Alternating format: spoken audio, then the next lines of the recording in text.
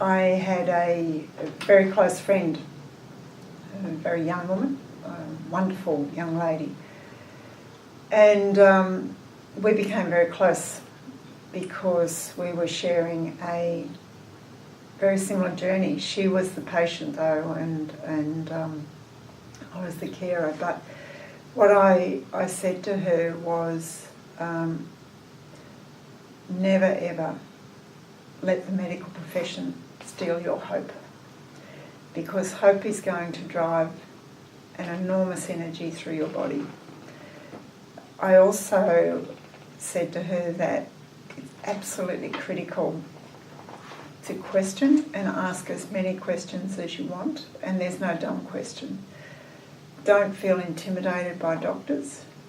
Doctors are human, they have their frailties, they have their bad days, they have their good days.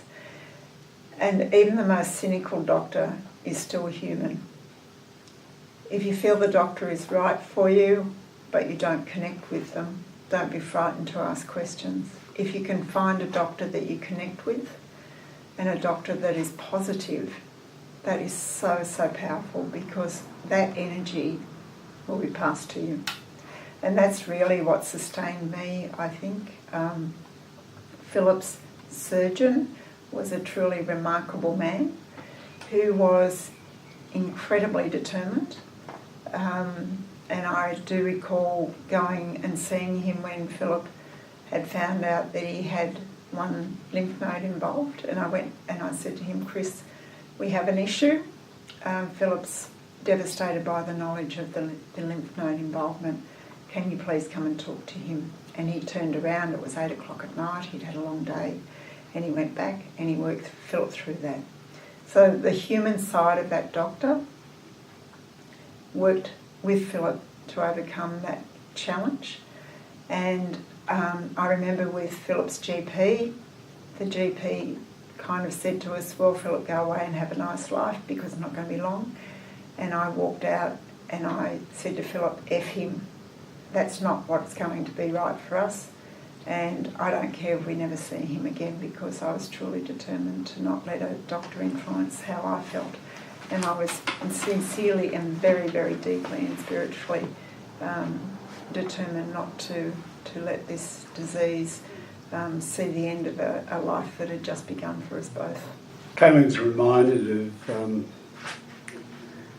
another example of the things that happened in this pathway.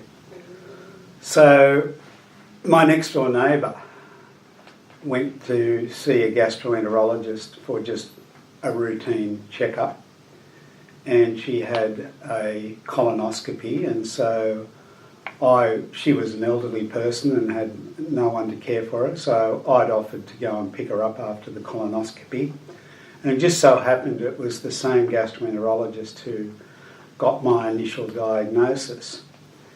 And I hadn't seen him for at least 12 months after the initial diagnosis, and I was no longer his patient.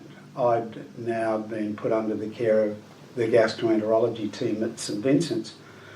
But he spotted me and called me into his office and said, "How come you're still alive?" And I said to him, "I've had the operation."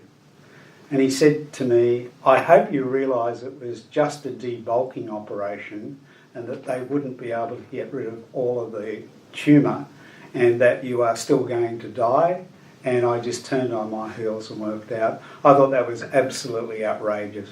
And it's an example of how the best and the worst in the profession. So this was the guy who told me initially that my tumour was inoperable, and then 12 months later he tells me, "Oh yeah, you've had the surgery, but by the way, be aware that it couldn't possibly be curative." And here I am 25 years later. So my advice when it comes to doctors is, and you might think that because I've worked in hospitals for 40 odd years that I have some unique insights. I do have some insights, but not when it comes to assessing how good or bad doctors are. But my advice is, don't hesitate to shop around. In respect of oncologists, the first one I consulted absolutely rubbished the idea that your mind had anything to do with the likelihood of you surviving this thing. Absolutely rubbished it as being a nonsensical idea. Now you wouldn't find a medico who didn't agree that the mind is a very powerful and important part of the road to recovery. And yet back then, so I said, thank you very much, I don't care to be treated by you. And then I went on and saw other oncologists. Now, we were not that well off, but we did have enough funds to mean that I was able to consult with multiple doctors. So the advice I give people is just keep seeking out carers with whom you have confidence and connect. And it hasn't got all that much to do with whether they're really up to date. I mean, I remember going to see the top oncologist in Melbourne, who is a very famous person and a full professor, and he told me what he proposed to do with me. And I had a background in pharmacology, and the course of chemotherapy that he was suggesting post-surgery was going to kill me. I mean, and I said to him, I said, look, this is extreme chemotherapy. I think it's unlikely that I would survive this. And his attitude was, well, you're going to die anyway, so we may as well give it both barrels. I didn't agree with that philosophy either.